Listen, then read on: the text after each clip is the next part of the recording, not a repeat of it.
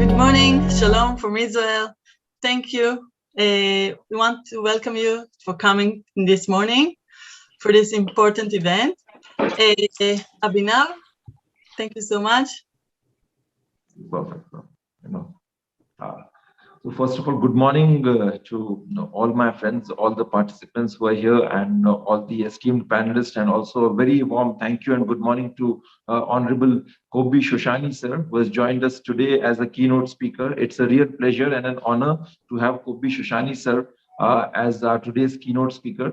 And once again, I would say that this event is very important for the choice of the topic which we have decided for today. But apart from that, this also makes a very strong landmark in Usanas Foundation's friendship with Israel. In the past, we did two events on one Israel's foreign policy and other on the religious discourse in West Asia with the help of our India-Israel Affairs coordinator, Nina Slama. And we got some really amazing speakers from Israel.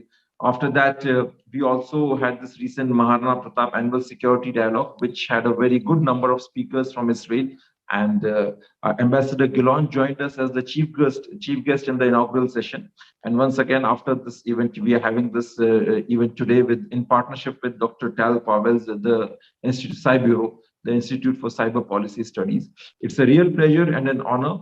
And I would also like to welcome all the esteemed panelists today for a very critical topic, because as we also recently discussed in our MP-AST Maharana Pratap Annual Security Dialogue about the new challenges coming from cyber-related domains in the world of terror also. I have worked in Kashmir over the last 4-5 years, and I have seen how this online radicalization is at play on the ground and how it can wreak havoc. It can facilitate recruitment. The encrypted communication technologies can make the things very smooth and easy for the terrorist organizations. And in Kashmir, most of these terror groups have been experimenting with different kind of encryption apps and a different kind of, I would say, Twitter spaces and all these things. So the cyber domain is certainly a big challenge. And I mean, since today's topic is more about the terrorist organizations and cyber security threat, but on its own, the cyber security threat goes beyond the world of terrorism also, and it also includes the state actors and the global intelligence agencies also using it to sabotage national interest. But I mean, today's focus is on terror groups, so I'll just, I'm not getting into that. And once again, a very warm welcome and thank you so much for joining. Yeah, from here, I'll just hand it over to Lauren Degan. She is our moderator for today's event, so she'll be conducting the event from here. Lauren, over to you. Thank you so much. Kobi Shoshani is currently served as the Consul General of the Israel in Mumbai, India. He served as first security and consul in the embassies of Israel in Bangkok and Tokyo from 1997 to 2002. He has served in Brussels as a Minister of Management Affairs in the Israeli mission to EU. He was also the head of Division of Internal Inception of the Ministry Affairs. Mr. Shoshani, please. Thank you, Lauren. Thank you, everybody. Thank you, Professor Abhinav. Thank you, Dr. Tal. Thank you, Lauren. Very happy to see faces that I know from the past. Today topics, as you have mentioned before, and I would like to start with something which is a little bit strange. It's with my childhood, and you will see within a second. I'm going to do it in a very short way.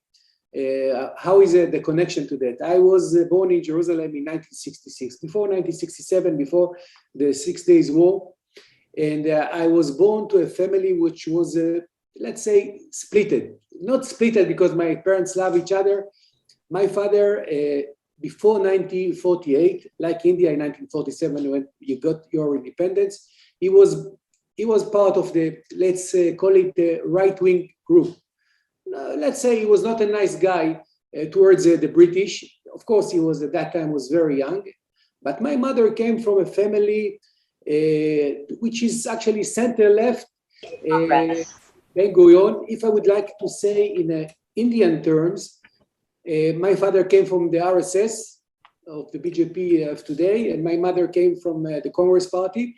Maybe it will make you more or less understanding what was the idea and the fighting internally in the family, especially with the family gathering and why I'm telling you this story? I'm telling you this story because I think that as a child, as I mentioned, I was born in 1966, long after the independence of Israel and of course of India.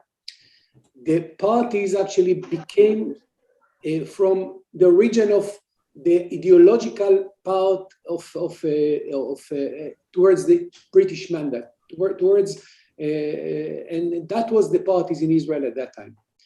But I've heard the conversation between my families, between my father, especially because he was alone around the family of my mother. There is something which was in common to everybody. Everybody loves Israel. Everybody wants to secure and to be, I mean, Israel was above everything. And I think this is the most important thing for security concept. The social consolidation is the most important part of the security element in countries under risk.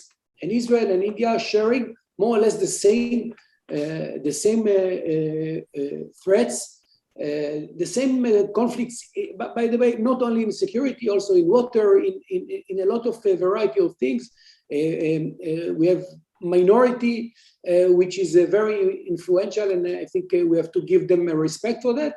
And we live to be, I mean, and the question of being, you know, India to be a country of Hindustan, or like in Israel is a Jewish state, there is a lot of elements that we are sharing together, and it will come into security issues afterwards. But the most important thing is to love your country. I think this is the basic. I'm not talking about politics right now, but I'm talking about the concept of security.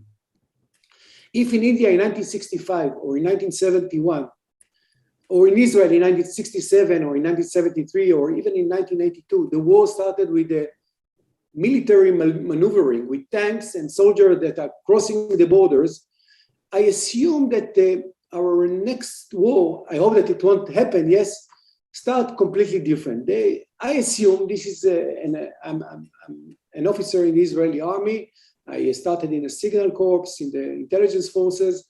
And I assume that right now everything completely changed. The new war going to start. Let me try to open your imagination. All the lights in the very specific roads going to be green, that it will be accidents and block the roads. I assume that all the water purification, desalination, they are going to make a cyber against them, and you will not have drinkable water in your taps. And of course, other elements in the electricity and other fields, of course, cellular networks and communication system will not work properly. That's going to be the first 2 hours of the next war. And the big question that I'm asking myself, first of all, maybe this element of cyber can change completely the advantage of the military advantage. And this is questions that bother myself for many, many years already, and what we should do towards that. And I think that some countries, and I think that India is not in this group, and I'm sure that Israel is not, they understood that the advantage of the military that we have is not enough. We have to be prepared to a point that our advantage is actually collapsed this way or another because of some bytes that moving from this to there, and you don't feel it sometimes, and eventually you find yourself in a situation that you are dealing backward. And if I come back to my story as a child, I think that it's extremely important because eventually, in the end of the day, the strength of the people internally is extremely important. What I see in India and what I see in Israel, which not make me happy at all, I have to say.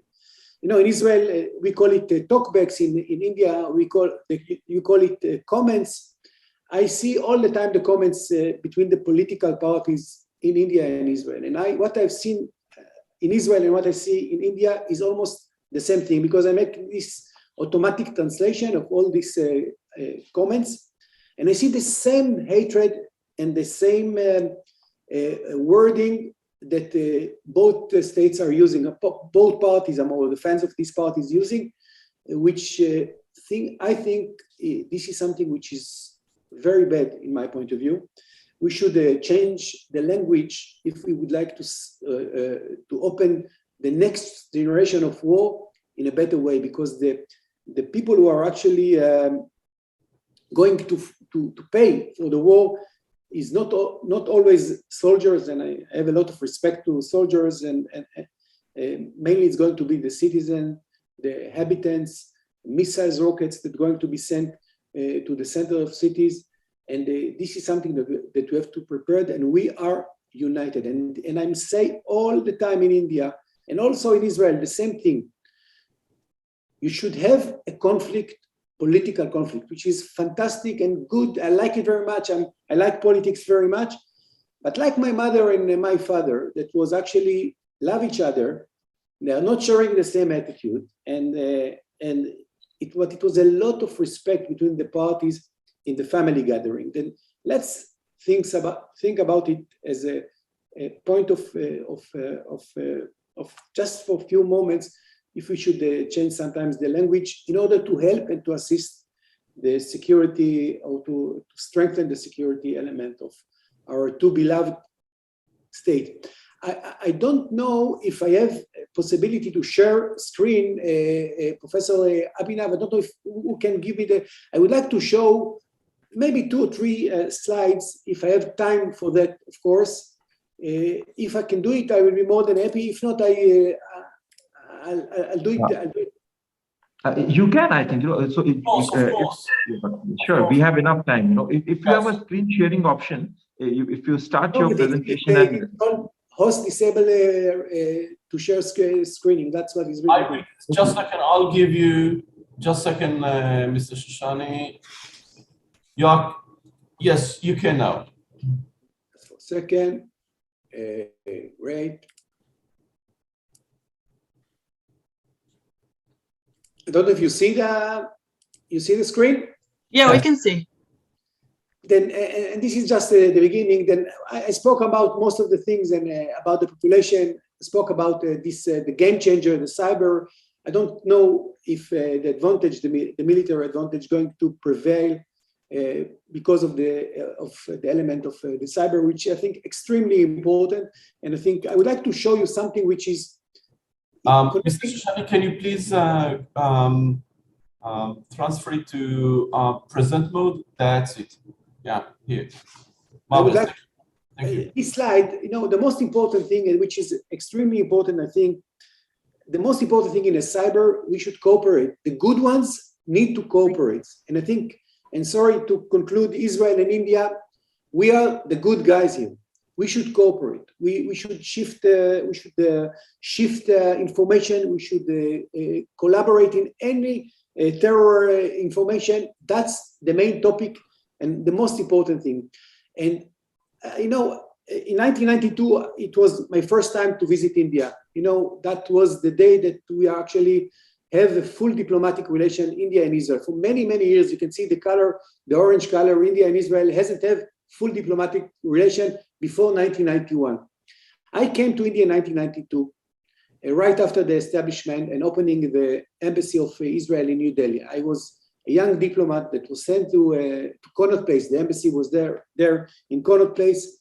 And I have to say that at that time, the influence of the concept of the unaligned concept and the good relations that Indira Gandhi had with the Arab state, the security element was hidden this way or another aside. And when we came to New Delhi, everybody looked at us, especially in the Ministry of Foreign Affairs, as a little bit strangers. Who are these Israeli with all these security requests and things like that? But the time has passed, and you see what's happened in 1992, 1995. You can see the green map is actually the countries that Israel have a full diplomatic relations. This is because it happened in Madrid, the conference, and of course, Oslo Accord. and you will see right now in 2001 only few states that we don't have a full diplomatic relation. Why is it important? Because the cooperation between states against cybersecurity is crucial to all this, to the security question here, and I think that people should understand. Just few words about India and Israel, which I think it's important. Why is it important for me to mention it? First of all, we have a lot of things in common, from Nobel laureates. Both states have 9 Nobel laureates in each side, and of course a lot of Jewish Christians from all over the world. We are today. I understood that you are number 5 in world production, which is amazing. I think, and this is part of the Prime Minister Modi's plan, Make in India, and I think it's a very good thing, very good plan to India. There is a lot of problems with that. I know that most of the businessmen don't like this Make in India project, but I think it's good for India. You are jumped from 3% to 3.1%, and because of the COVID and other elements, India become number 15 in the world. We are number 6 in several things. You have an amazing industry. I'm saying not because I'm speaking to, I live in India and I'm speaking to people from India, because I saw it in my eyes. I'm visiting very often Pune, Gujarat. I see the industry, I see the young generation, which is amazing. I think that we should cooperate, and I think the visit of Prime Minister Modi in Israel, and of course the visit of Prime Minister Netanyahu, the former Prime Minister Netanyahu in India, actually give a big boost to the relation, and today you can see the love between something which is also including in the military strength, and everybody can take it. First of all, this is the world production right now. This is the accurate one, 2021. Of course, China is leading, and the dependence of China bring a lot of tension because of global, trade and things like that. Of course, with the States and other countries, but the dependence of the world in the Chinese production, also in India, whether you like it or not, it's extremely high. But we saw that India, because of Make in India, moved and passed already South Korea. South Korea was 3.3% right now, 3% maybe because of the COVID, I'm not, but right now you're in the way up. It will bring a lot of challenges like, water and climate change and electricity shortage, but you need to think about it, and also about cyber and security, because to produce more, you need more electricity.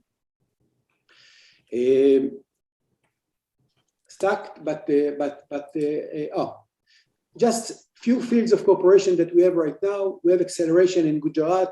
It's called I Create, and we are trying to do a cooperation between Indian young talented generation and Israeli young generation, and to open a new markets. We should do adaptation to our prices and our items, and of course to bring the possibility of India, of industry of India into a bigger scale. We have more than 30 centers of excellence in agriculture. Fantastic. I saw some of them, especially in the states of my jurisdiction.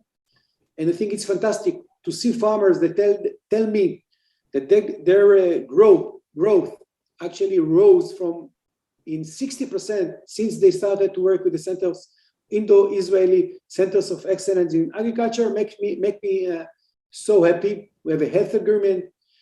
We are planning to do some Bollywood films. I'm very big fan of this industry, and I met several Bollywood. I have to always say that my favorite film actress actually is Vidya Balan. Probably most of the people know her, and I met her. She's amazing, the lady. I think she's one of the best film actor and actress in India. And we have a water project in Uttar Pradesh, which is, and I hope that we will succeed and bring solution to water, because water is extremely important to both states. And of course, last but not least is the FTA, the Free Zone Agreement. And I think that we are starting very soon the cooperation and the talks about making India and Israel a free trade zone. and I think it's give a boost to the relations. And believe me, the neighbors above, without mentioning the names, look at it. They see the cooperation between Israel, India, United Arab Emirates, United States. Nobody likes it. And nobody likes it because they know exactly to understand the power and the strength of all these four economies. And it comes into security reason as well, especially to Pakistan. What's happening in Afghanistan, it's quite complicated and actually very sad, I have to say. See what's happened to women down there. It's not easy to read and to see, but you have a very big challenge in Afghanistan and also in Pakistan, and you have to think about it if it's good or bad. What's happening in Afghanistan? I have a little bit, and this is my private, of course, thought.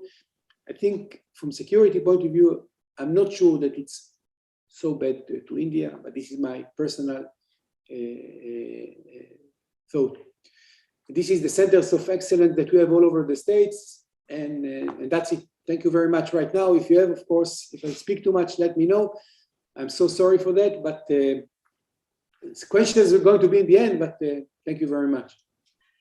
Thank you, Mr. Shoshani, the Consul General of Israel to Mumbai, India. Thank you so much. It was very interesting. Thank you so much for coming here. We really appreciate it. To Dr. Tal Pavel, the director. Sorry, I have a little problem here. Sorry. The founder and director of the Institute for Cyber Policy Studies Israel. Tal, it's yours.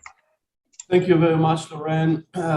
Thank you, Mr. Shoshani, honorable guest speakers, Mr. Abhinav, my partner for this event. Thank you, everyone, for being here. I would like to have a short presentation about, since the theme of this event is terrorist organizations in South Asia and cyber threats to national security. I would like to take a few moments to kind of brief on terrorist organizations and the online activity. Not necessarily cyber, but online activity. How do terrorist organizations in the Middle East use the digital sphere? So just a second. I'll share my screen. Can you see my screen? Marvelous. Okay, so terrorism in the digital world. We know that we have life cycle of terrorist activity. And here I will cover a few of those stations in the life cycle of terrorist activity and how do they use the digital sphere, the cyberspace, the online world, just glimpse. First of all, there is the call between how do they disseminate the reason, the call, the cause. And we, in most cases, the Islamic State, we can see the banners, the poster that they disseminate, in this case, Oeil pour Oeil and Al-Ain bil-Ain, which is eye for eye, the same thing in French and Arabic. After the attack in Belgium, it's the same. They were very, very sophisticated in all their online activity and distributed the message. Another aspect is the ideological guidance. The Islamic State had Facebook account for the scholars. It's amazing, but there was a Facebook account, as can see here, for Islamic State scholars, in which anyone who posed a question, religious, clerical, and received answers, but from the scholars of Islamic State. Another thing, another stage in this life cycle is the mobilization. And we can see that they try to recruit followers, sympathizers, activists, even through Viber and social media accounts. And as you can see here, FBI director, maybe thousands recruited by ISIS in US alone, mainly, as you can see, using Twitter and Facebook. When it's come to the next stage, the funding,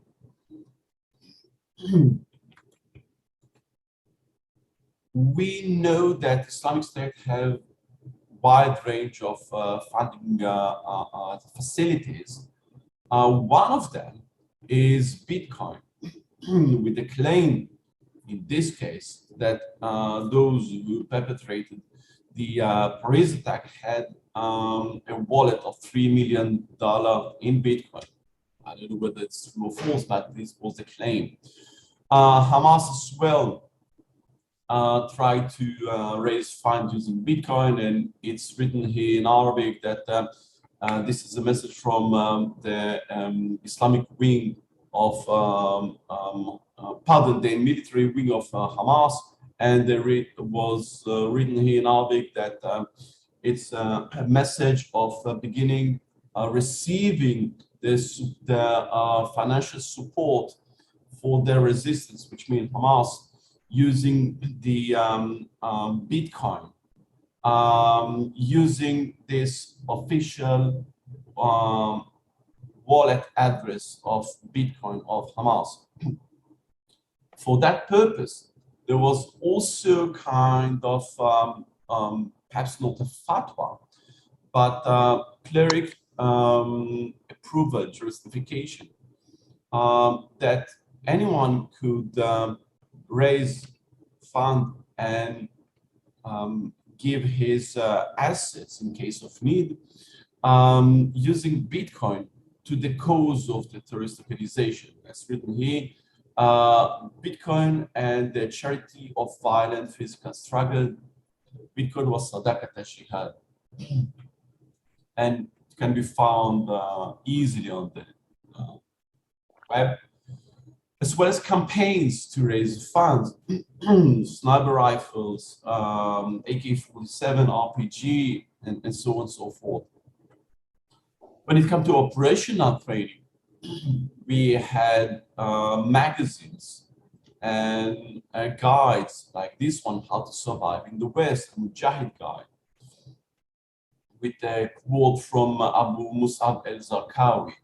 And you can see here the chapters: hiding the extremist identity, internet privacy, modern weapon, bomb making, what happens when you are spied on and get raided, and so on and so forth. And as you can see in here, can easily be found on the internet.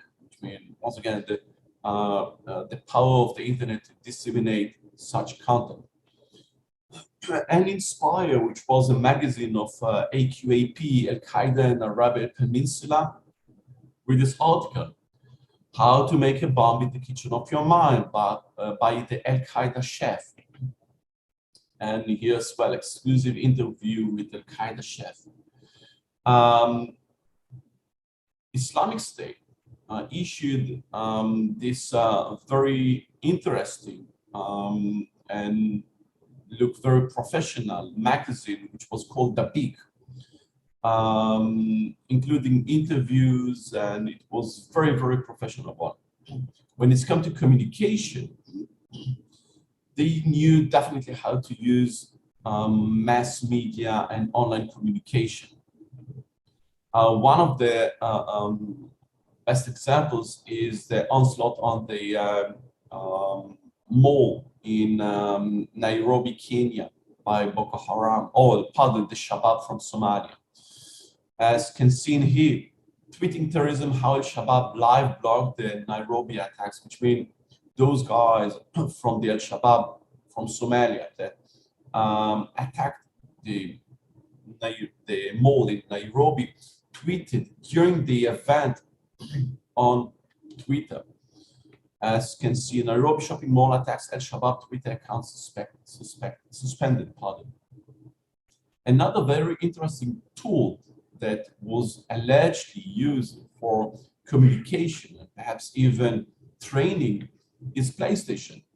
And it was amazing to reveal, well, according to a declaration statement by the Belgian Minister of Home Affairs, who claimed that terrorists that plot the Paris attack use PlayStation 4 in order to communicate between themselves and fly below the radar and to not only communicate but to get trained in this environment. Another interesting is the ability to assimilate modern technologies. For example, this one, the Zelo application, that I must admit that up until then I never heard about it, but it's an application that transformed our cell phone into PPT devices, which consume less energy. So several years ago, the activists of Islamic State used this application and had the official account, as you can see here, Dawlat al-Khilafa al-Islamiyya, Islamic State. In addition, they used encryption software. If you know PGP software, which is last year celebrated 30 years, an open source US encryption software made by an individual, received Arabization of the GUI, of the graphic user interface. They call it Asrar al-Mujahideen, the secret of the warriors. And here you can see, it's written here in Arabic, Asrar al-Mujahideen. You can see kind of instructions how to use this encryption software published by the Islamic State. In addition, they have vast activities on Telegram. This is a poster with invitation to join the Telegram accounts, I might say, and a very visual one with instructions how to download and how to install and how to log into the Telegram account. And as can seen here from the different languages, they had dozens of operating Telegram accounts with dozens of languages, and one of them was a technical one. It's written here in Arabic, the technical office. Hamas as well had their own, they have, by the way, from my own experience, I can tell you that Hamas and the military wing, Izzadin Qassam Brigade, have several Telegram accounts in Arabic, English, and even in Hebrew. They have even a Telegram account in Hebrew with a very good level in that language. As can see here, Telegram was widely spread and used by Islamic State more than Twitter. ISIS use of Telegram was definitely surpassed Twitter. They even created their own application. And as you can see here, this is from almost 8 years ago, 2014. They created the application of news, which was also for a very short period of time one can find it on Google Play, and then it was, of course, removed by Google. Another very interesting attempt was to create this one, which was called Khilafah Book, the Facebook of Khilafah, the Facebook of Islamic State. And as can seen here, it's look exactly as, well, very, very similar to Facebook. But you can see here the flag of Islamic State and the banner of, if you know Arabic, it's called the Shahada. They also created, produced, plugged in this case, of the news agency, Amaq. And yes, Islamic State had their own news agency. Once again, it's called Amaq. And here there is a poster with instructions how to install this plug-in to Firefox, in this case, browser, that will enable you to receive in push, in streaming, news from Islamic State news agency. And as well, they've created application, dedicated application for the news agency Mac. Not only a plugin to the Firefox browser, but also dedicated Android application. Terrorist organizations know well how to use even infograph, and can see here one from Hamas and the other one of Islamic State. Very visual, very informative. Another aspect is the cyber threats. Islamic State had at least two, well, not necessarily official organs, but those who were sympathizers that looked themselves as part of Islamic State when it's come to the cyberspace. One of them is Islamic State Hacking Division, and the other is Caliphate Cyber Army. This Caliphate Cyber Army later on joined with some others to combine this united cyber caliphate. And they did some activities, as can see in here. Islamic State Hacking Division released addresses of 100 US military personnel, including pilots that attacked Kobani. It was posted by this guy, Abu Hussein al-Brittany, that if I'm not wrong, he was a hacker affiliated with Islamic State. And if I remember correctly, he was the first person, the first hacker that was killed by a US drone, first hacker. Some other events were, as you can see in here, hacking and leaking information, in this case from Minnesota police, details of 36 officers. Hacking, in this case, to the Twitter account of US Central Command. Since it's just hacking into Twitter account, it's not so sophisticated. It was made probably using social engineering, the ability to breach into this account, to change, to replace this main photo into Cyber Caliphate, and then post messages in the name of Islamic State, as you can see here. ISIS is already here. We are new PCs in each military base, and so on and so forth. In addition, they managed to breach also the Twitter account of Newsweek, but once again, it's not cyber attacks. Breaching into a Twitter account or such things, it's mainly made using social engineering, which is, as far as I see it, and that's what I did to my student, social engineering, I do not consider it as a cyber attack. It's rather a fraud, an online fraud, because I ask for your password and you provide me your password. And another thing that they made, those hackers, sympathizers of Islamic State, is defacement of website.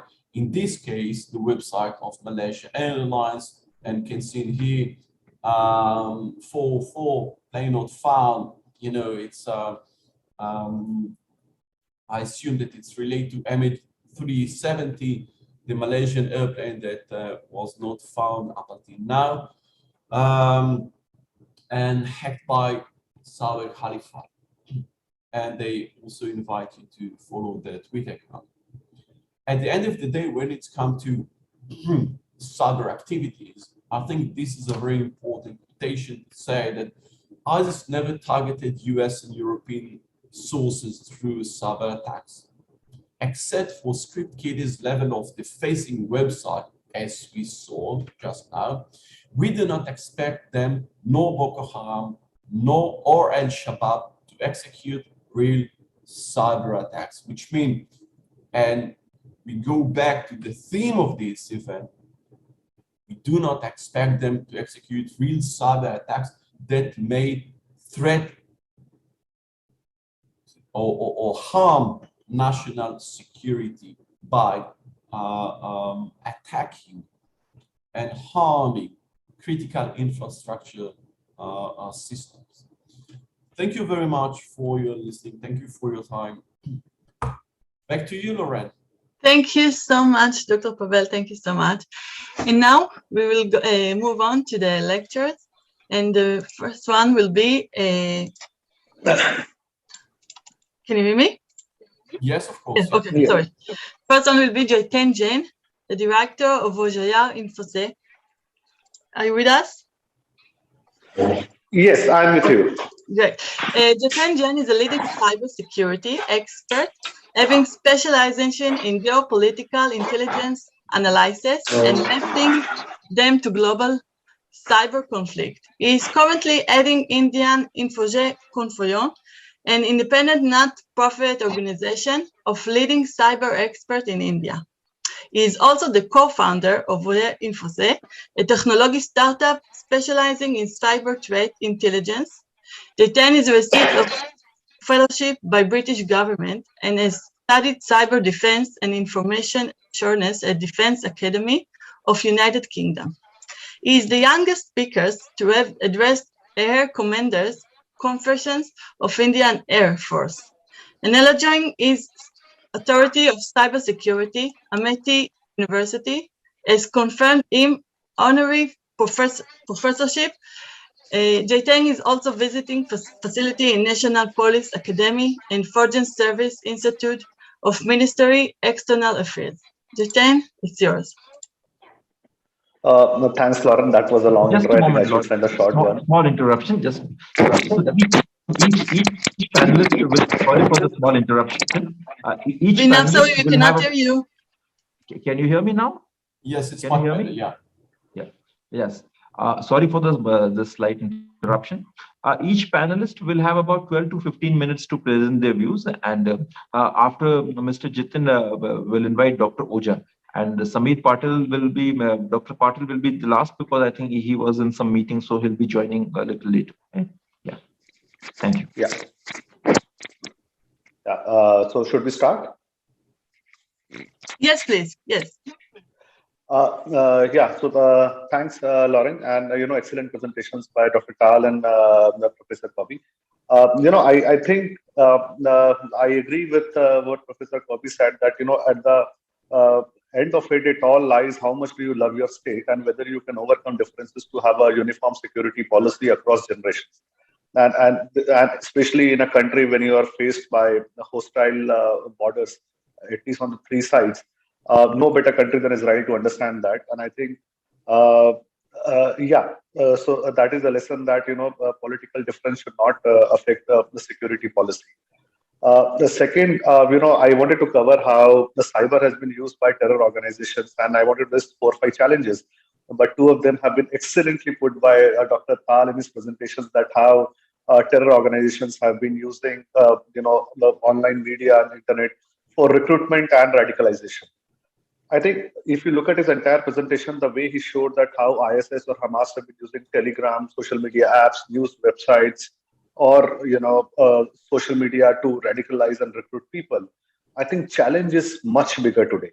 Most of these incidents are of 2016, 17, and before. But if you look today, the small migrant in the world, where an organization like Hamas had a physical territory at Gaza, and you could use it for conducting full-scale terror operations and attack on a country like Israel, we have a bigger problem today. We have now one of the biggest terror organizations in the world, which carried out mass executions on a football field, which raped women, which killed thousands of people in the broad daylight. Today is controlling a country called Afghanistan. And so this whole problem of having a Telegram account or using social media was to avoid attribution, recruit people across territories and hide your identity. But that challenge is not with them today. They are openly doing it. They are, openly running a full-scale battalion of suicide bombers on their, public parade in the stadiums after taking over the government. So where in the world you'll find suicide bombers being paraded as a, mark of achievement? So I think since the terror organizations like Hamas or Taliban or Jaish-e-Mohammed, which is backed by Pakistani state, are no more worried about attribution or identity being revealed, they are now entering into a phase where beyond recruitment and radicalization, they are looking at capacities to, get into a bigger game, use, cyber for espionage, for targeting critical infrastructure. We have seen a lot of Indian defense personnel being compromised by the cyber cell of terrorist organizations like JEM. And if you investigate, you realize, or beat Hamas also, that the technology always is used by them, but it is always provided by another state operator. In our case, it may be ISI of Pakistan. In Israel's case, Hamas may be getting technology from other benefactors from other countries like Iran or Syria. But the problem is that the technology is now available with them. If you the only solution what you had to deal with this problem of social media radicalization and recruitment was to conduct massive surveillance, technical intelligence.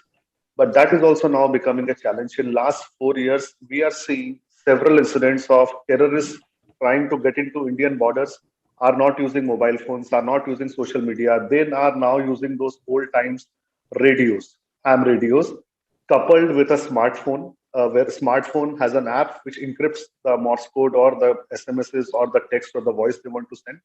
And that encrypted text is now being sent on an open radio. So even if you intercept, you can't figure out what it is. So a terror organization using technology for encryption coupled with the innovation of using old day radios, I'm sure that, they can definitely would have been using it. But the innovation definitely is not their cup of tea. It has definitely come from a state called Pakistan, or if you look at Hamas or ISIS, the innovation has come from a different person, and it has been supplied to the terror organizations to amplify their objectives. Now, third challenge beyond that is of espionage. Now, for espionage, you need a good malware. That is it, and a good social media engineer with a command over the language. And with the free availability of malwares on internet today, I think even technological innovation is not a challenge. The only requirement is money. If you can pay $1 million, $2 million, $10 million, you can get a good Android or an iPhone malware, and you can start infecting phones, hack them. Agencies across the world have been using it for surveillance. Rogue agencies have been using it for, conducting terror operations by aiding the terror organization. Now, terror organizations themselves will have no dependency on their backers. They will themselves start using it. So that is, I think, going to be a bigger challenge. Another challenge, what in my I force in next 5 to 7 years, is the use of autonomous vehicles by terror organizations. We have seen 3 incidents on attack on Saudi Aramco. You have seen what happened in Dubai, Abu Dhabi 3 days back. Houthi terrorists using drone to target a facility in UAE. We have seen multiple instances of drones being used by terror organizations in Pakistan to hand drop weapons in India. an attempt to launch a grenade by using a drone. So they are experimenting now. Some have been successful, but if you look at next 5 to 7 years, with the size and capability and cost of drones increasing and the cost coming down, I think autonomous vehicles, both in terms of UAVs or underwater vehicles, say a small automated submarine being used by terror organization to target your coast. So autonomous vehicles are going to be a bigger challenge. A, because they're affordable, they are cost effective, and to use them, you don't need a suicide bomber from Hamas or Afghanistan. All you need is a 5,000 rupee drone, and you launch the attack. There is no one which is going to be caught. Now, that challenge on a parallel is setting off another challenge. What about if these organizations are able to acquire automated bots, the robotized soldiers or autonomous soldiers, using a robot to kill and target people? And that day is not far. The way you are having this self-driving cars, just imagine a day where you don't have a suicide bomber driving a vehicle and ramming into a truck or a building. You would have an autonomous car, full of RDX trying to target a government building. And this is now possible because these terror organizations, the time for acquisition of technology innovation is now reducing because they are now controlling countries. Taliban now has an air force. Taliban now has US-backed weapons. They are having a full-scale supply of money. So acquiring this technology or autonomous weapons is now only a question of money, not a question of availability. So if the problem of availability and innovation is gone, the only problem is money. I'm sure sooner or later Taliban will have enough money to acquire this thing. So that is, I think, going to be a bigger challenge we will face, and communication, I think, is going to be a challenge. Last, I think, see, we have another example of world being dependent now so much on money. I mean, Dr. Tal was showing how Bitcoin was used for funding terror operations or Paris attacks. You have North Korean hackers, which are almost trying to run their entire economy by hacking Bitcoin exchanges. I mean, you would have seen the news a day before that one of the biggest people in the world is now a founder of a crypto exchange with a wealth which is equivalent to almost Bill Gates. I mean, this is the way Bitcoin and cryptocurrencies are creating wealth. So if North Korean hackers who are just hacking exchanges after exchanges stealing Bitcoin's currency money, I think once rogue nations have enough money and then a mechanism to transfer that money, avoiding conventional banking channels, that tracking of money for any financial crime, terror crime, if that is not there, I think then again they have a free hand to operate in different geographies, which I think is becoming a challenge here in India also, where organizations like Jaish-e-Mohammed or Lashkar-e-Taiba have been using cryptocurrencies to transfer money to their sleeper cells agents, and I'm sure that may have been happening in Israel and the Middle East too. So how do we deal with that problem? That is another challenge. And last, as I said, you see, now we are trying to solve our problems of hostile border by investing a lot in technology, because we are, like Israel, have one of the best software economy in the world. We have enough manpower to do those technological innovation. So one of the best innovation Israel did was what Iron Dome, that you have an incoming missile threat from Hamas and you launch counter missiles, and with 90 to 95% accuracy to take down this incoming threat within a reasonable period of time, saving Israeli lives. Now, India is trying to build similar technology. I mean, in collaboration with Israel, we are experimenting on our own also, that can we defend our borders from this incoming missiles which may be used by terror organizations. But after so much of innovation, so much of energy, so much of success, now you have another challenge. That in the previous conflict, I saw Hamas launching balloons, Hamas launching small drones. So imagine if, and for one incoming the missile to track their trajectory, and you launch two counters. You see, if there is an incoming balloon or a 2,000 rupee drone, to take down that drone, if you have to fire a $25,000 missile. And so imagine if they were to just send $1,000, $100, $200 small drones in as a swarm, and you end up firing 100 missiles with each costing $25,000, $30,000. It is not a scalable model. And for a terror organizations to just acquire $100 drones from Flipkart, Amazon, it is possible. And then you just launch 100, 200 drones, let that money go waste, and you have consumed the entire security infrastructure of the nation which is trying to protect by using the technology. So I think the point I'm trying to convey is that cyber always had a problem, three-fold challenges. One was a challenge of innovation. The second was a challenge of availability and innovation and acquisition. And third is obviously money. So first two problems for the world's biggest terror organizations are now gone. They don't have to innovate, they can simply purchase. They have backers in the form of states like Pakistan, Afghanistan, Taliban, or what we had ISIS, running oil facilities or getting money. Now, with the availability of cryptocurrency and capability of hacking, stealing money, or availability of money through conventional cycles like by selling oil, minerals, if you have money, you can acquire anything in cyber. And with the development of AI, you do not have any physical transfer of technology that you can catch that some person was trying to smuggle 100 weapons or 100 bombs or 100 weaponry. You can simply give the technology on a pen drive. So how do you deal with this problem of AI landing into the hands of terror organizations and then being used to target innocent civilians? I think this is going to be the biggest challenge of the next decade. AI and autonomous weapons being used by terror organizations. Thank you. So I wanted to thank you so much for the interesting enough time for others. Yeah. Thank you much for the interesting lecture. So now we move on to our next speaker, Colonel Dr. Inderjit Singh. Colonel Inderjit Singh is the Chief Cybersecurity Officer, head of the Cybersecurity Center of Excellence at Vartav Technology. In this role, he is instrumental in building the cybersecurity business unit for the group. He is working on the disruptive technologies in the cybersecurity space for searching IT networks, smart cities, and critical information infrastructure.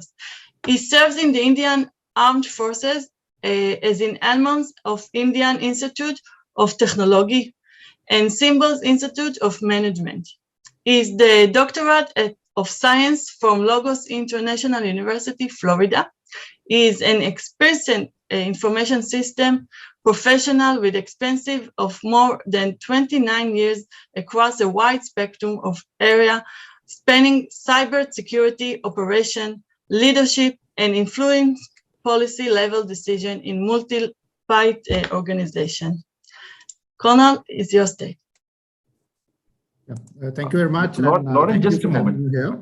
And just a moment. Thanks. Colonel, I'm very sorry to interrupt. I just got a message. Dr. Jha has to leave, like he has some urgent meeting to attend. So would you mind if we can go first? Yeah, sure. Okay. Absolutely. Dr. Jha. Thank you. Thank you. I'll just take 15 minutes, not more than that. So my apology, Lauren, I have interrupted you, and deepest apology to Indrajit.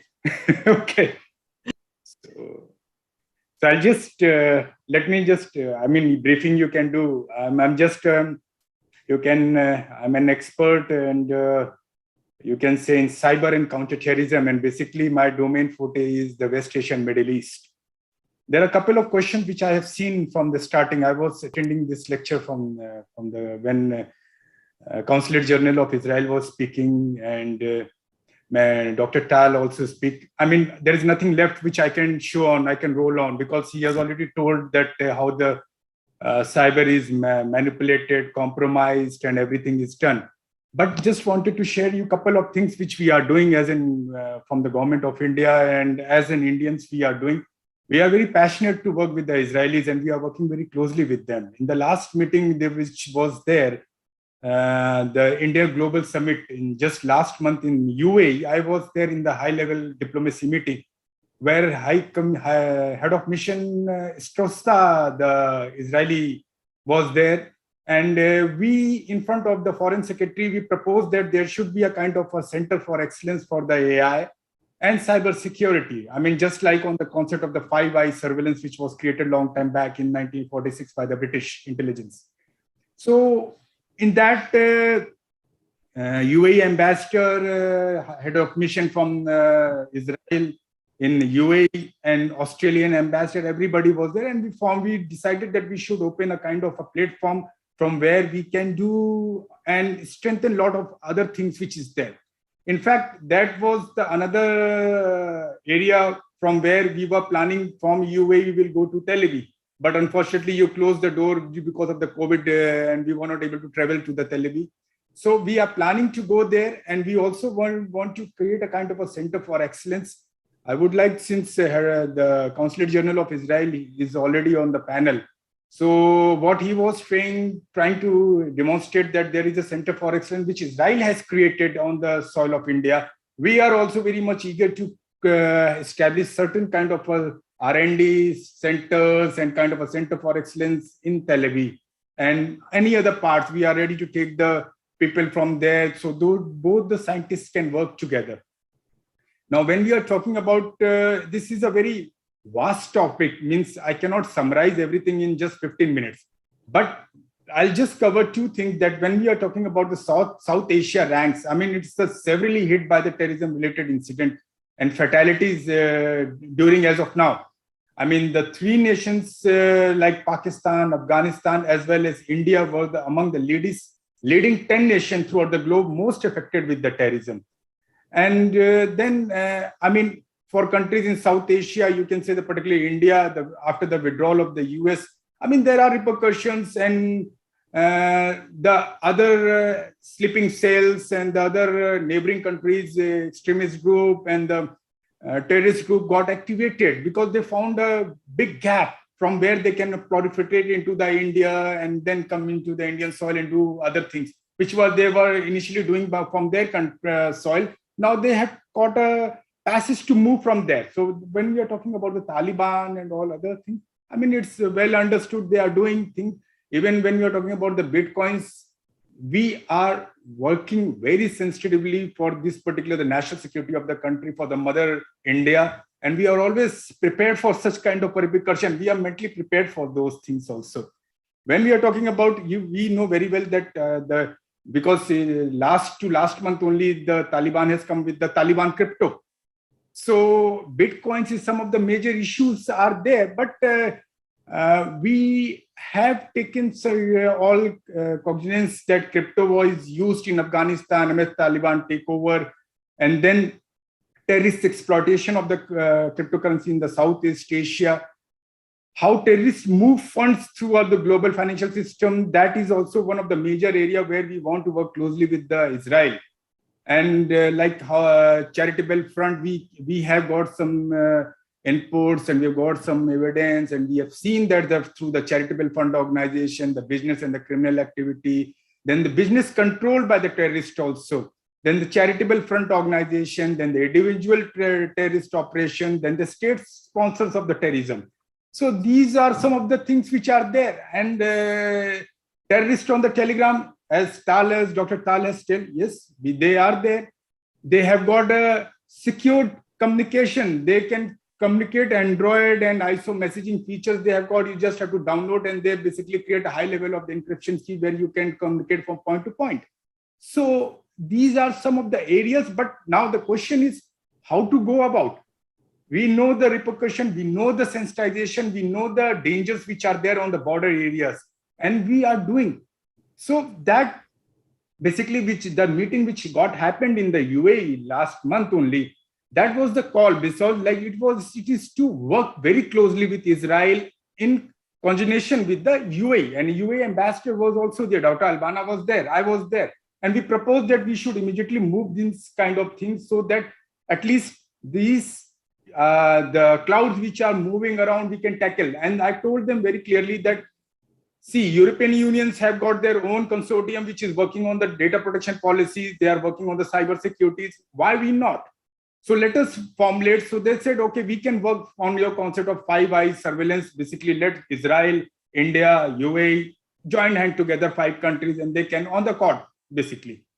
And we also are very much interested to create fusion centers. So where the cyber terrorism, the cyber activists, the cyber terrorists, and the cyber warfare, I mean, we can have a differentiation among these things. And whole gambit should be covered by the full spectrum cyber operation.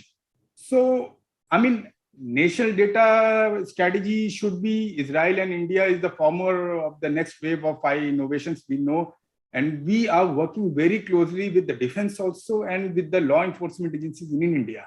And Israel's are, I mean, but now it's a time that both the brains should work together. So exchange of the ideas also. We also want to work very closely with you, with the Israel scientists and with the Israel people and with the Israel companies, so that those things can be designed and developed. And I mean, it should be a kind of a benchmark for both the countries. I mean, our brain and your brain should conjunct together. And then there should be a kind of a process for the integrated review, then the plan for digital regulation, then the resilience strategy, then net zero strategy. There are hell of the things we can talk about in 15 minutes here. But the only in nutshell, I just want to say you that we are very much interested, and we have been working very closely with Israel's counterpart. And we want to move into the next generation, now the next level of the things, because they are always there. We are in conjunction with the Indian embassy, the Israeli embassy's years. Now I've told you that how we are moving. We want to create the Center for Excellence in the field of AI, quantum, even IoT, and many other things which will become the challenging aspects in due course of time. We are talking about the smart uniform. So more and more sensors are there, the uniform, more and more IoT activities will go. So how to capture, how to create a kind of activity-based intelligence like big data, how to clean those data, how to segregate this data, how to do the intelligence of those data. So that's all I just want to say, because I know it's 12:30 and we have got a couple of, there are more speakers who are left. So I know this is from my side, and any questions is there, you can just let me know. I will not roll on my presentation because it's just like on the line of Dr. Tal only. So we have got many things, Telegram and all those. So he has already covered. So I think most of the things has been taken care. And Shalom, thank you. Shalom, thank you so much. Colonel Inderjit, please. Yeah. Thank you, Dr. Uja also, and thank you, Dr. Tal, Kobe, and Lauren. Really very nice inputs which you have given, and Tal, you brought out the whole view of the cyber terrorism. I know, leaving nothing for anyone, but then I'll just try and put 2 points in particular. One is the use of the darknet, and you actually threw the light as to what they're trying to do in the darknet, and most of the terrorist attacks are being planned in the darknet right now, right? And that's extensive usage of it.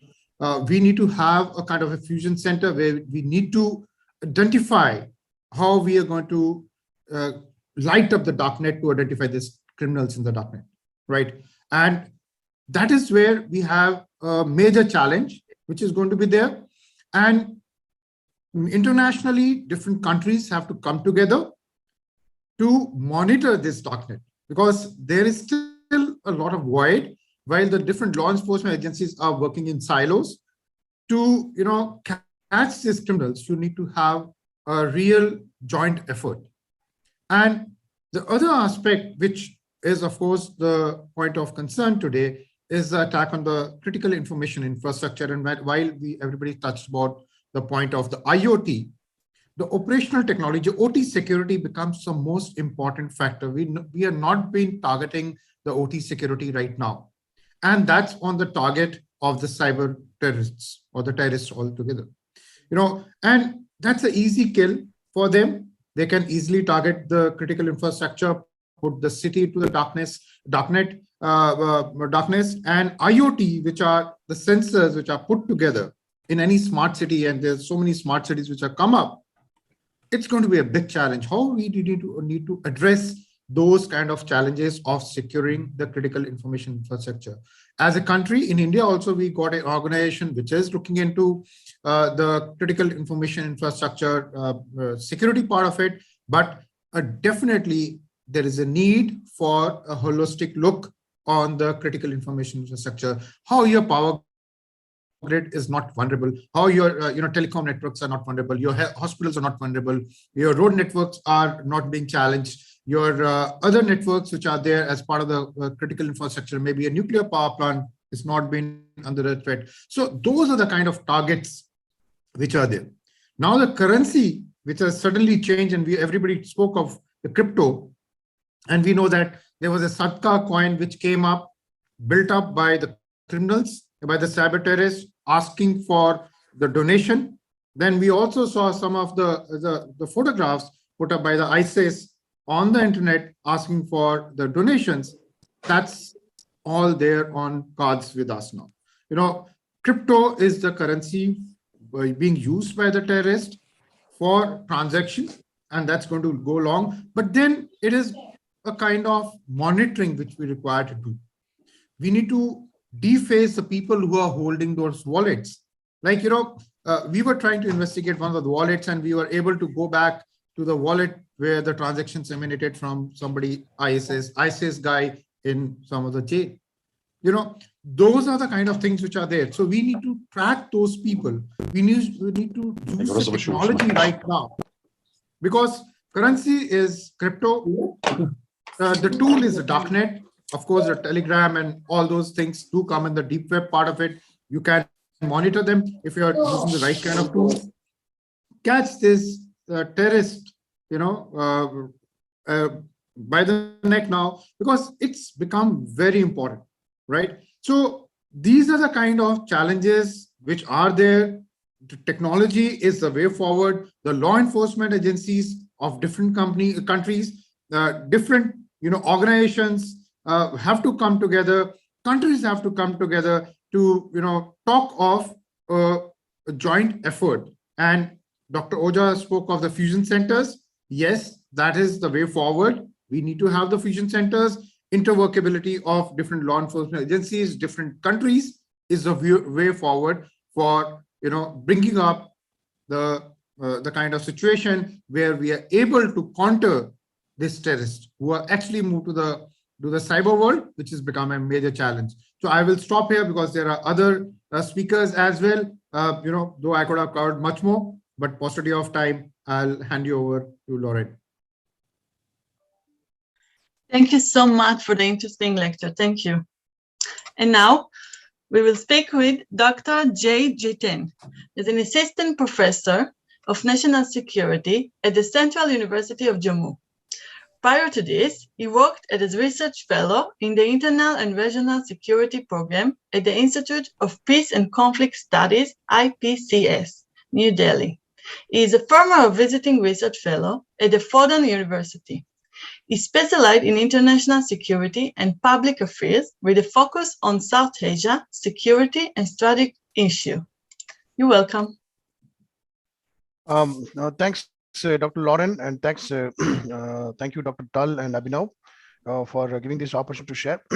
I have prepared a brief slide, but rather what I'm planning to do is that just to, based on what I've been hearing of the previous speakers, I just like to highlight the few or flag a few issues and also highlight some of the points which I find it is very important and significant in terms of policy actions.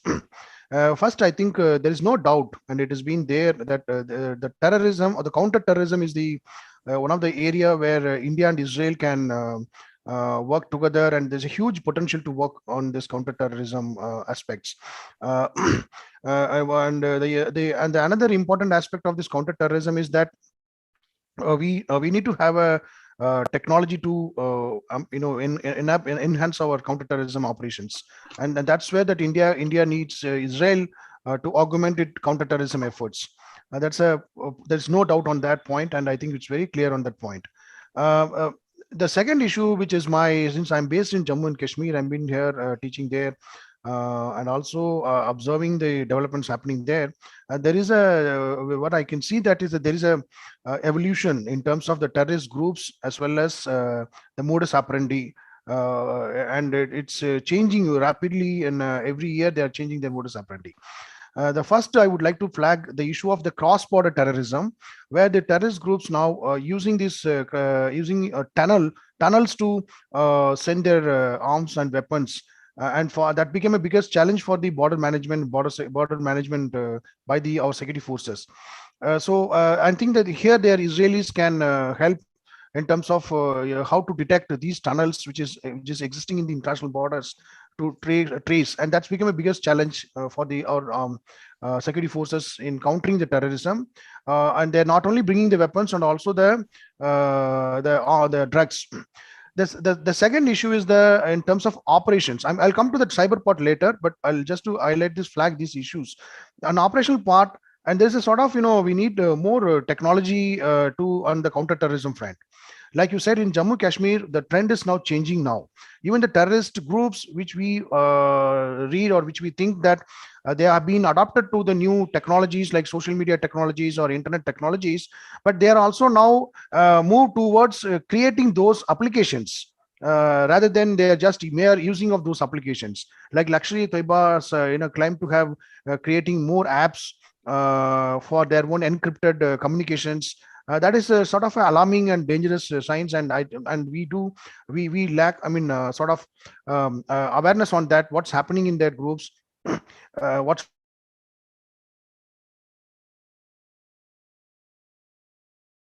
would like to flag is that these terrorist groups has already been discussed about how they are using these social media platforms to recruit and radicalize and then sort of triggering the violence in the valley, particularly in Jammu and Kashmir.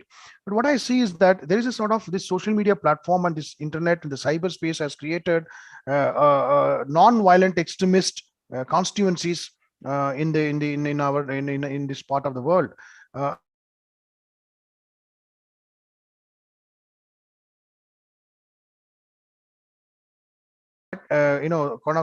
Sleeper cells, but quite active in these cyber realms. We don't know who is involving in it, and maybe the person sitting next to me could perhaps could be part of that the dark net or be part of that the non-violent extremist groups. I think that is because the biggest challenge that we face. The third, I think Abhinav would be the right person to comment on this cryptocurrencies. But one thing is very clear that we are only focusing on the cryptocurrencies, but what about the other payment banks, which is also being maybe used by the terror financing in a micro level, and that is also a big challenge. And do we have enough mapping technology to monitor and monitor these groups which are being involved in it? Again, that is going to be face a big challenge in Jammu and Kashmir. Now that today the new challenge is not about the suicide bombings or having an ideological battle. It's more of a micro level managed one with the new group called the Resistance Front, which is said to be an offshoot of LET, which is quite active in social media platforms in terms of propagating the fear. And every incident happens, it claims the responsibilities, whether it is involved or not, and also very efficient in creating the fake news. I think that's the biggest challenge to identify the news or the fake news, and how these groups are in a short span of time could able to flood the entire news portals with the fake news and the fake informations. And they are also quite influential in among the students and the scholars communities through WhatsApp, various social media platforms, and that is also an alarming sign. And using other internet services, even when 2019, after this abrogation of Article 370, we witnessed there's a internet shutdown. But despite that shutdown, we could see the activities of these groups using the VPN networks and some other network communications in terms of propagating the false narratives against the security forces. So, and that is an important challenge. The third, last, and it is also an alarming threat, that is drone strikes. I would call it drone terrorism. Jammu witnessed a few drone strikes and drone attacks. There has been a pattern that the drones could able to enter Indian space in many areas like Punjab and the border areas. But for last year, we witnessed a strike on the Indian Air Force station. And that is like a mere alarming situation. There are military installations, military army cantonment areas, and how to protect. And do we have enough technology to detect these low flying drones? Some of them are with with commercial drones. I think that's where we need to have a more collaborations and partnership to identify these new emerging threats and challenges, and how we can best optimally jointly or produce such technologies that can be used. the last is what I find is that my interactions, and I'm seeing this counterterrorism operations by the the security forces, I find there is a lack of coordination in terms of processing the technical inputs and also using the prioritizing the technologies, which technology to use in which thread. I think there we need to have a streamline this training process, and for that also I think we can.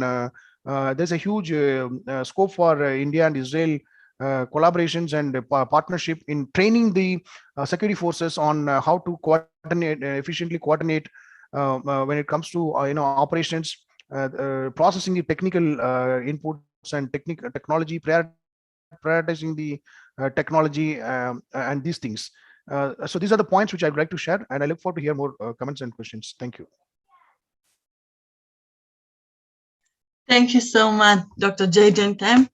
And for the next speaker, the last one, actually, I want to introduce Dr. Samir Patil. Dr. Samir Patil is a senior fellow at the Observes Research Foundation, Mumbai. His work focuses on the instruction of technology and national security, including cybersecurity. He also researched India's national security priorities, counterterrorism, and regional security. Dr. Patil has previously worked at the National Security Council, Secret Theater, and Getaway House, a foreign policy think tank in Mumbai. He is the author of Circling India in the Cyber Era. Dr. Patil has done PhD and MPhil in international politics from Jawaharlal Nehru University, New Delhi. He has participated in several Track 1 and Track 1.5 dialogues, including India-US and India-UK strategic intelligence dialogues after the 2008 Mumbai attack, and India-UK Track 1.5 Cyber Dialogue in 2019. He received the prestigious Canberra Fellowship Award by the Department of Foreign Affairs and Trade Australia. You're welcome. Thank you so much, Lauren, and Honorary Consul General, Honorable Consul General Poppy Shanshani, thank you for your really insightful remarks. And I also want to thank Mr. Abhinav Pandya and Dr. Tal Pavel for their presentations, as well as their teams for inviting me to speak today. My apologies for joining late, as I was drawn into another commitment, which took me away from the discussion for some time. So, as being the last speaker, I think my esteemed co-panelists have already spoken about the various dimensions of this topic. So, I think as the last speaker, my job would be just summarize what has been discussed so far. So, I'm going to divide my remarks into three parts. Firstly, I would like to discuss the state of terrorism in South Asia. After lying low for several years, at least in terms of their public activities, terrorist groups in South Asia, particularly those based in Pakistan, have felt encouraged since the takeover of the Taliban in August 2021. As a matter of fact, since the fall of Kabul to Taliban, radical groups in Pakistan have become far more emboldened to question the democratic system in the country and call for the implementation of Sharia law. For India, of course, the withdrawal of the US from Afghanistan brings back the painful memories of the Soviet withdrawal from Afghanistan in 1989, which marked the beginning of an armed insurgency in Jammu and Kashmir, with the active blessings of the Pakistani military establishment. And there's a fear of history repeating itself. We have seen anti-India groups like Lashkar-e-Taiba and Jaish-e-Mohammed proclaiming even before the US forces had left Afghanistan that just as the Afghan Taliban had been able to defeat the US and Western forces, the Mujahideens in Kashmir too will defeat the Indian security forces. After the immediate fall of Kabul, we saw Jaish-e-Mohammed chief Masood Azhar meeting the Afghan Taliban leaders, including Mullah Abdul Ghani Baradar, to seek help for operations in the Kashmir Valley. As pointed out by the United Nations Analytical Support and Sanctions Monitoring Team, both Lashkar-e-Taiba and Jaish-e-Mohammed have for years operated in Afghanistan in association with the Taliban, the Haqqani Network, and the Al-Qaeda. Operating under the umbrella of the Afghan Taliban in the eastern provinces of Kunar, Nangarhar, and Nuristan, both LET and JEM have facilitated the movement of cadres, which act as advisors, trainers, and specialists in improvised explosive devices. The return of the Taliban will lead to the resurgence of many of these groups, in particular the Al-Qaeda, which has waited in the shadows for a decade since the killing of Osama bin Laden in 2011 in Abbottabad, Pakistan. The group had congratulated the Islamic Ummah for the Taliban's victory and called for the liberation of Kashmir as part of global jihad. Al-Qaeda's South Asia branch, the Al-Qaeda in the Indian subcontinent, is considered an essential part of the Taliban insurgency and therefore difficult to separate from its Taliban allies. In fact, a crucial part of the US-Taliban deal signed in Doha in 2020 had required the Taliban to disallow Al-Qaeda from using Afghan territory for its operations and sever its relationship with Al-Qaeda.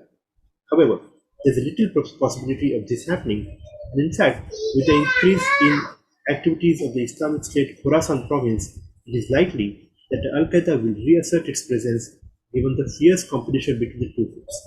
And it is likely that the Taliban will rely on the Al-Qaeda to rein in the Islamic State Khorasan province, even as the Taliban grapples with the challenges of governing Afghanistan. Of course, these developments have also once again reinforced Pakistan's persistence as the fountainhead of terrorism, posing a threat to regional stability and international security. Not just 9/11 attacks, but before that too, many terrorist attacks worldwide have their trails going back to Pakistan. Islamabad and Rawalpindi have pursued the policy of cross-border terrorism in its quest to inflict 1,000 cuts to bleed India, and as a result, sponsoring terrorism has become an essential part of Pakistani statecraft, making it into a land of pure terrorism, a safe haven for the terrorists. And Pakistan has never been sincere whenever it assured the global community that it would perform its counter-terrorism obligations. This Pakistani duplicity has been on display since the 9/11 attacks.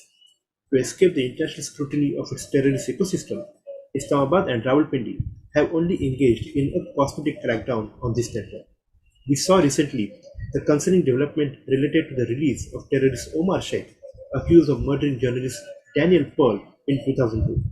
And this incident once again has demonstrated Pakistan's flawed justice system and its impact on counter-terrorism scenario in the region. Within Kashmir, recent events have shown that Pakistan-sponsored terrorist groups are regrouping themselves and floating new organizations like the Resistance Front, which have tried to expand their activities by targeting civilians and Kashmiri Pandits with the clear aim of asserting their relevance. Fortunately, security forces so far have been able to nullify these efforts by acting in time. And I think it would be important to point out here that since India's move in August 2019 of withdrawing the special status of Jammu and Kashmir and divide the state into two new administrative divisions of the Union territories, security forces have maintained an upper hand of the terrorist groups throughout. The second segment of our remarks is about the use of cyberspace by the terrorist groups and the way it has acted as a key force multiplier for these groups. While the Islamic State of the Daesh has lost most of its territory in Iraq and Syria, its ideology continues to resonate, inspiring thousands of vulnerable youth to engage in terrorist violence, including random acts and organized acts of violence, including in South Asia. In fact, Daesh's virtual propaganda frequently features India. If you look at the other groups like the Lashkar-e-Taiba and Jaish-e-Mohammed, they too have used cyberspace and social media platforms primarily for radicalization, propaganda, and recruitment. In many cases, this propaganda is enabled by the support of the Pakistani military establishments, the Inter-Services Public Relations, which is the publicity unit of the Pakistan Army, which seeks to build an anti-India narrative on the social media platforms. It has honed this strategy over the years and continues to keep up with the viral trends on social media. This propaganda has been successful, as seen in the cases of Indian youth who traveled to fight with the group in Iraq and Syria, as well as the cases of Daesh-inspired lone wolf terrorists planning attacks in India. What we had seen a few years ago in Kashmir was that unlike the terrorists of the earlier generations, the new generation of terrorists was not afraid to reveal their identity. These terrorists frequently took to social media platforms, posing with their weapons, posting training videos, and showing how they were not constrained in terms of their movements in the region. This was obviously designed to entice recruitment of the local youth. Of course, this increased social media presence also enabled the security forces to launch a crackdown on these terrorist groups. And as a result, we now see a complete radio silence by these groups on public-facing social media. Now, they prefer to bring out statements and pamphlets highlighting their cause and claiming responsibility for the attacks. Moreover, now after repeatedly deplatforming from the mainstream social media platforms on the regular internet like Facebook, Twitter, and YouTube for posting extremist content.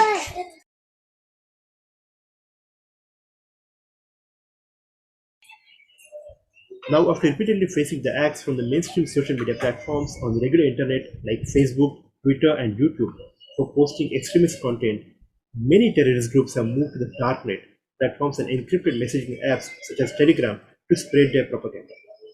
Cadres of the terrorist groups have also used the Onion router for their operational security. The Ansar Ghazwatul Hind, which is the Al-Qaeda affiliate operating in the Kashmir Valley, has frequently advised the use of virtual private network and the Tor technology to avoid interception by the security forces. The use of these tools exponentially increased after restrictions were put on the internet in August 2019 in the Kashmir Valley. And that brings me to the third and last part of my remarks, the threat of the Tor technology enabled darknet as a major cyber threat to India's national security. Hosted on the deep web and beyond the open traffic of the regular internet, darknet has become the mainstay of cyber criminals and organized crime syndicates. Darknet marketplaces buy and sell prohibited goods such as drugs, firearms, stolen personal and financial data, counterfeit items, malware, and computer viruses. They also cater to the extreme perversions of humanity, such as contract killing, snuff movies, and child pornography. Law enforcement agencies have noticed the use of Tor-enabled browsers and growing activity of the India-based users on the digital black markets. Many of these sites have made available stolen and counterfeit identification documents such as PAN cards, passports, Aadhaar cards, voter registration cards, as well as credit card numbers. In other instances, these websites have also been selling exotic and rare items from India, such as stolen idols and sandalwood. However, the most important threat posed by these marketplaces is by the sale of drugs and other narcotic substances. They offer drug users and the drug peddlers a convenient platform to engage in their activities. Marketplaces such as the Majestic Garden, Neptune Market, and Empire have India-based vendors offering Indian opium, ketamine, hashish, and prescription pills to customers in India and abroad. And this online drug sale is the most pernicious aspect of the darknet because it complements the well-entrenched offline smuggling syndicates that operate in India's border regions, such as in Punjab, J&K, and the Northeast. These syndicates have used India's proximity to the two global drug trading hubs, the Golden Crescent of Iran, Afghanistan, and Pakistan towards the west, and Golden Triangle towards the east, which consists of Thailand, Laos, and Myanmar, to create active illegal corridors. These are used not just for drug smuggling, but also for trafficking counterfeit Indian currency and small arms, facilitating the movement of terrorists across borders, and human trafficking, especially of women and children, for commercial sexual exploitation. And policing the darknet has proved difficult. While India is expanding its technical and cyber forensic capacity in the cyber criminal investigations, there are challenges of manpower and funding. I think here, partnerships with like-minded countries like Israel will really help to strengthen the existing counterterrorism and security partnership between India and Israel. I'll stop here and look forward to the comments and the discussion. Thank you. Thank you so much, Dr. Samir Patil. Thank you. So now we're going to move to the questions.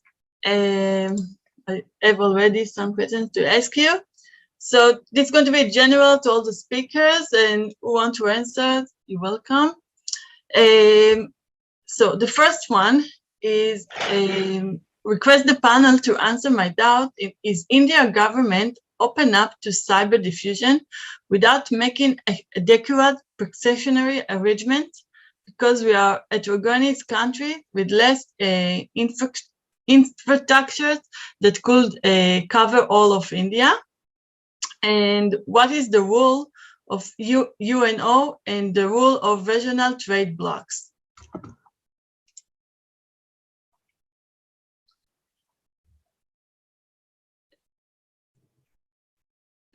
Dr. Tal, maybe you want to answer about that? I'm afraid that it's not related to my domain, but someone from our speakers. Oh, yes, Colonel. Yeah. So I'll just answer. So there is a proper, thought process which is already on from the Indian government perspective, and we are coming up with a national cyber strategy this year, which is going to actually look in from a very holistic view of not the cyber diffusion, the cyber fusion. Okay. And where we are going to have a strategy for taking care of your critical information infrastructure, even your influence, warfare. It's a less spoken word because we always talk of information warfare. We're also going to be discussing about the influence warfare on the social media, which all the terror groups really focus to, radicalize people, radicalize, their teams to launch the attack. So we are also going to come up with that. So there's a whole lot of huge thought process already on the table. There's lots of discussions which are already in the closed doors. We are going to come up with a strategy which is going to be the guiding path for the country, of course. And it is also talking of, working in cohesion with other countries as well. So it's a very important document which is going to be coming up very shortly. Thank you. Thank you so much. The next question is, they terrorists do it and run strategy and will switch technologies at random pace. So so are we in this process of building a comprehensive or firewall? And the next one, if terrorist invasions are like sparks, they need a ground to make the fire to glow.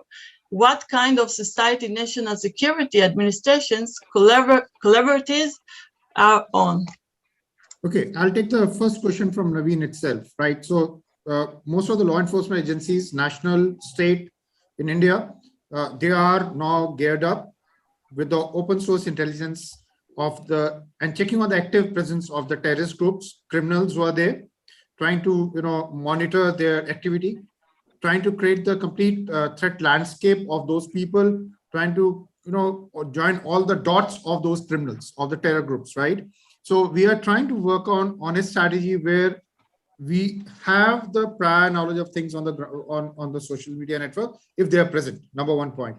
Number 2 point, I just told you about the influence warfare, which is combating the terrorists on the social media, right? And we spoke of, all the speakers spoke of the disinformation warfare, the Twitter warfare, the information on the Twitter in the darknet, which is like being pushed to different people. So how do you really combat that? And the fake news also, right? So those are the kind of things which are going to be there. Then something which we didn't touch on, the AI, and we talk of the deep fakes when we talk of the AI, right? So terrorists are equipped with those tools as well in times to come, right? With the deep fakes, whether it's a voice or photograph or video, so to change the narrative itself. And this is what we have been seeing in the past. So there are tools in which the government is looking at procuring them, equipping the teams, training the teams, and the capacity building by the law enforcement agency is the major thrust which is happening right now, because most of the law enforcement were in the other form of trained personnel in the terrorist fighting, but the cyber terror, the people fighting in the cyber is a totally different ballgame. So they're equipping them, they're training them. Monitoring of the crypto forensics is another area, right, on the social media, along with the social media. So net, there's lots of things which are happening. If you look at the complete holistic view of countering the terror groups on the social media itself. Thank you so much. Answers your question. Thank you. The next one, can you please comment about the use of AL in combating this terrorist group who shows active presence in social media? And although the talk of AL and the cyber warfare is important, but what about suicide bombers being sanctioned by now state actors like Taliban? Just a second, I think that Mr. Jayan wanted to comment on the previous yes, of course. question. Am I right, Mr. Jayan? Yeah, so that's fine. She can carry on with the next question. Probably we can accommodate some. No, you can comment, please. It's okay. I will repeat again. No, you can complete the question, Lauren. I'll be good. Okay. Sorry. So I will ask again. Can you please comment about the use of AL combating these terror groups who shows active presence in social media? And although the talk of AL and cyber warfare is important, But what about suicide bombers being sanctions by the now state actors like Taliban? And okay, you can comment now. So there are two things. One is, I'm sure our agencies, including many other security agencies across the world, now are doing active social media monitoring with embedded AI ML based predictive intelligence capability. So you are not only mining social media for sentiment or some chit chatters based on keyword, you are also trying to predict patterns based on say weather, time of attacks, or chatter within the particular network. So I think there is enough. I mean, not to put in public domain, but there is enough AI and ML capability, at least with Indian agencies, where they are using predictive intelligence to deal with a prospect of attack being carried out or a massive demonstration being carried out. But for a lone wolf attack, like maybe a suicide bombing or something, there was a very interesting incident in Kashmir 2 years back, where Kashmir was under lockdown, a communication blockade to protect lives of citizens because there were the strong possibilities of riots happening on the street of Kashmir when Article 370 was removed.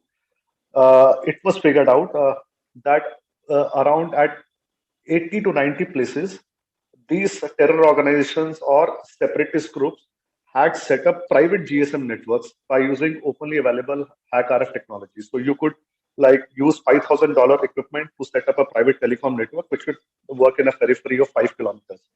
So government blocked internet, government blocked GSM communications, and they set up their own private network of telecom devices. Now, around at 80 such places, these fake telecom towers or private telecom towers were detected. Now, those telecom towers can be used for IED blast. They could be used for carrying out conspiracy, communication, all those things. So I think one of the most emerging challenge now is that we have enough AI and ML capability to analyze text, photos, images, and videos. But when it comes to real-time analysis of audio calls, you even today need human intervention to listen to the call because of different languages, dialects, and the words which are being used to describe a bomb, like sweet shop, box, or something. So I think the emerging new AI activity, what we are is that we are trying to embed AI on a live audio conversation. So if two people are talking about, say that I want to deliver a box in the front of a consulate, so meaning might be they want trying to deliver some sort of packet or a bomb. So can AI detect it in real time without human intervention? So I think that is an emerging area. But for text and photos and videos, we are having fantastic AI, facial recognition, and predictive intelligence to deal with them. Thank you so much. Mr. Shoshani, I want to ask you some questions, if it's okay.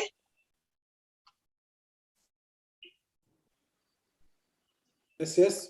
Okay. So earlier you said that you are building a cyber excellence center. Can you tell about this? As I think that I've mentioned in my lecture, cooperation is the most important. And I think that in this case, we thought, Ambassador and I, and it's only an idea because we need cooperation. We need cooperation and we need to bring the know-how in this field.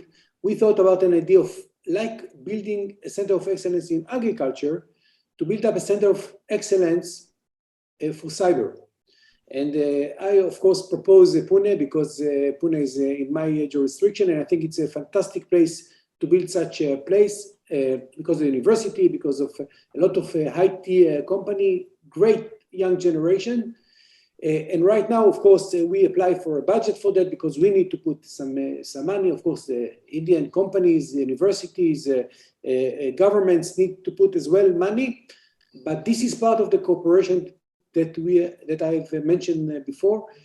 We need the new young generation in India and Israel to know, first of all, that what you're talking now, it's not only bytes that moving from this place to another, it's a risk for the national security. And whenever people have the talent and the possibilities to fight against these terrorists and criminals, it will be much more effective. I hope that I answered your question. Thank you so much. Dr. Pavel, do you want to add something? Thank you very much, Lorraine. It was a very interesting, enriching, and inspiring event. in which we had the participants of esteemed and respectful speakers from wide range of institutions and industries in India, and of course Mr. Shoshani as a representative of Israel. We saw the importance of cyberspace, the threats that may arrive from terrorist organizations in India, in the Indian subcontinent, and in the Middle East.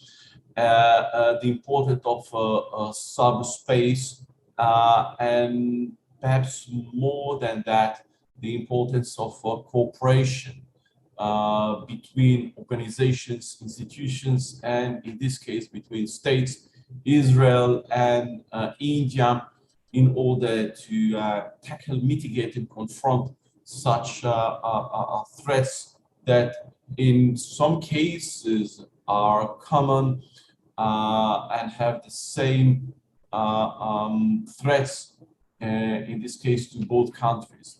I would like to thank, before the closure and summary by Mr. Abhinav, I would like to thank... no, Dr. Pavel, Abhinav, it's not here. No. Pardon? You will summarize, okay? Because okay. Abhinav... Okay, so thank you very much. So thank you all the attendees and participants, all, of course, you, our moderator, Ms. Brenda Ganamos, every one of our speakers, Mr. Kobi Shoshani, Consul General of Israel to Mumbai, India, Dr. Nishakant Ojha, Chief Strategy Officer and Aerospace Security, BASI, Jiten Jayan, Director of Voyager InfoSec, Mr. Samir Patil, Senior Fellow, Observer Research Foundation, Colonel Inderjeet Singh, Chief Cybersecurity Officer at Vara Technology, and Dr. Jagan Khan, Assistant Professor, Department of National Security Studies at Central University of Jammu, and of course our moderator, Ryan Ganamos, Research Fellow, International Institute for Migration and Security Studies, Haifa University and Bar-Ilan University. And above all, Mr. Abhinav Pandya, founder and CEO of Usanas Foundation, my partner for the organization of this event, terrorist organizations in South Asia and cyber threats to national security. Thank you everyone for being part of this event. We do hope that it was a fruitful and reaching event, and we looking forward to see you in our next events. Thank you very much. Take care. Thank you so much. Maybe next time it will be face-to-face and not in Zoom. Wish you all the best and good health. Mr. Abhinav, do you want to add something? Say thank you. Yes. My apologies for not being able to be prepared for the summary part because I have an appointment with the dentist, but I would like to thank all the participants and all the discussants today. My special and very sincere thanks to Honorable Consul General Kobi Shoshani, sir. So thank you very much for outlining all the different areas for cooperation between India and Israel. And we really look forward to this very emerging and the robust partnership. And my sincere thanks to all esteemed panelists, Dr. Patil, Dr. Jagan, Dr. Oja, Colonel Brar, and Mr. Jitin Jain. Thank you very much for coming out with your thoughts and your insights on this very critical issue. Because personally also, I feel that, this is something which I came across during my Kashmir experience, and especially the terrorists moving on to new domains like using AI and cyber for some kind of weapon systems. Moving from radicalization and online recruitment to the other areas. Like in one incident, I came across someone who was coordinating with the Lashkar, and they were planning to use Wi-Fi operated IEDs, which could be operated like, controlled from a distant place, and they could be used to explode a high-profile official's office or a vehicle or something like that. So this is really a very serious concern. Okay? And once again, my sincere thanks to our partner organization, CyBureau, Dr. Tal Pavel, and also to our moderator, dear Lauren. Thank you very much. And my team members, Akshay, Preeti, and Mihir, who are present today. Thank you very much. Looking forward to see you again in all our future events. Thanks a lot. Pleasure. Thank you very much. Pleasure meeting everyone. Thank you. Thank you. Thank you. Take care. Bye-bye. Bye-bye.